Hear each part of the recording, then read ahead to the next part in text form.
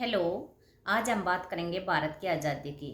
आप सभी को पता है कि भारत 15 अगस्त 1947 को आज़ाद हुए थे और अब 15 अगस्त 2024 को भारत को आज़ाद हुए 77 वर्ष कंप्लीट हो जाएंगे। परंतु इस आज़ादी महोत्सव के साथ साथ भारत को एक विभीषिका का भी सामना करना पड़ा है। ये विभीषिका क्या थी? भारत और पाकिस्तान के बंटवारे की, क्योंकि भारत 14 अगस्त 1947 को एक नए राष्ट्र के रूप में उभरा था। ठीक है। अब भारत और पाकिस्तान का बंटवारा हुआ तो वो बंटवारा किन किन चीज़ों के ऊपर हुआ था? सबसे पहले भौगोलिक बंटवारे के लिए एक अंग्रेजी वकील की नियुक्ति की गई थी। उस अंग्रेज वकील का नाम था सर रेलिफ रेडक्लिफ। भौगोलिक बंटवारे के लिए इसके अलावा बहुत से बंटवारे होने थे। सैन्य संसाधनों का बंटवारा होना था, मौद्रिक निधियों का बंटवारा होना था और सांस्कृतिक विरासत का बंटवारा होना था। अब इन बंटवारों के लिए क्या किया गया कि एक समिति का गठन किया गया। इस समिति को पंजाब विभाजन समिति के नाम से जाना जाता था और इसका गठन 16 अगस्त 1947 को हुआ था।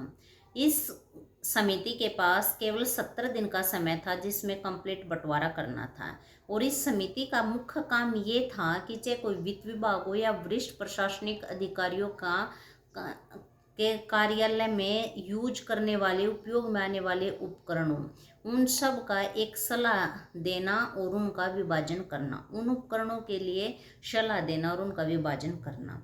इसमें कौन कौन शामिल थे इस समिति में? हमारे कांग्रेस के दो प्रमुख नेता सरदार वल्लभ भाई पटेल और डॉक्टर राजेंद्र प्रसाद और दो मुस्लिम लीग के नेता शामिल थे। ठीक है। अब सबसे पहले आते हैं हम सैन्य संसाधनों का। उस समय जो सेना का बंटवारा था वो कैसे हुआ था? 2/3 भारत के पास सेना रहनी थी और 1/3 पाकिस्तान के पास। मौजूदा समय में भारत के पास सेना 2,60,000 सैनिक थे और पाकिस्तान के पास 1,40,000 सैनिक थे। ये तो हो गया इनके सैन्य संसाधनों का बंटवारा।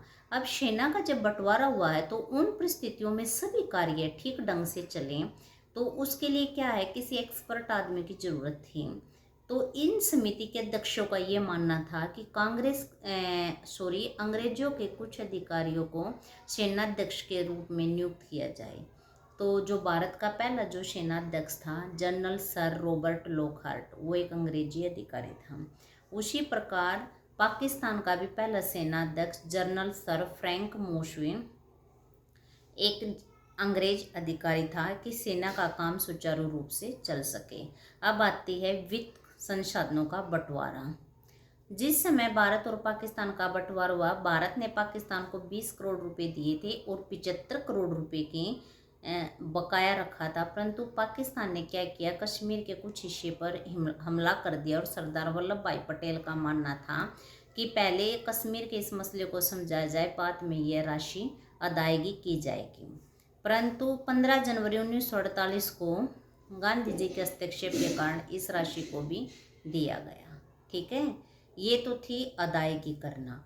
और अब कैसे आवंटित किया गया था वित्त को कि भारत ने जो पाकिस्तान को वित्त अदायगी करनी थी या जो भारत और ब्रिटिश सरकार के द्वारा अदायगी की गई थी वो 17.9% थी। और कुछ मसले और भी थे इसके साथ साथ कि दोनों देश 1 वर्ष तक जो मौजूदा सिक्के और मुद्रा हैं उन्हीं का प्रयोग करेंगे। 1 अप्रैल 30 सितंबर 1948 तक भारत ने अपनी नई मुद्रा का प्रचलन कर दिया था। परंतु आज़ादी के 5 साल के बाद देश के दोनों देशों के कुछ हिस्सों में जो पहले वाली जो मुद्राएं थी उनका भी प्रचलन देखा है। ठीक है। अब आती है चल और अचल संपत्ति का बंटवारा। चल और अचल संपत्ति का बंटवारा 80-20 के अनुपात में हुआ था कि 80% संपत्ति भारत के पास रहेगी और जो 20% संपत्ति है वो किसके पास रहेगी? पाकिस्तान के पास रहेगी। जो ये सभी बंटवारे थे इतनी आसानी से नहीं हो पाए थे। इन सब के लिए कुछ बहुत से मसले सामने आए थे। ठीक है। इन मसलों को लेके बहुत से कुछ ऐसे मसले आए थे जिनको इन समितियों ने हल किया और बंटवारा हुआ। आज की वीडियो यहीं तक।